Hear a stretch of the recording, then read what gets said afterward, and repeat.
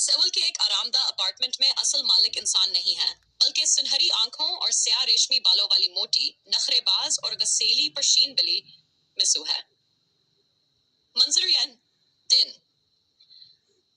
لونگ روم جیوون kitchen میں ناشتے کی تیاری کر رہی ہے۔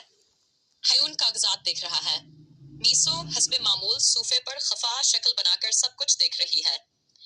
میسو کے خیالات جیسا سوچا تھا، یہ نر انسان پھر میری جی وون کو چھیننے کی کوشش کر رہا ہے۔ ہمف جب تک میسو ہے کوئی بھی اس کی محبت پر قبضہ نہیں کر سکتا۔ اسی وقت دور بیل بجتی ہے۔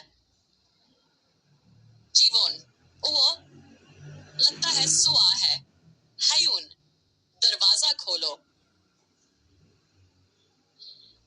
جیوون کی دوست اور ماہر فلکیات سوا ایک لمبا کیس اٹھائے اندر آتی ہے۔ جیوون میں نے آخر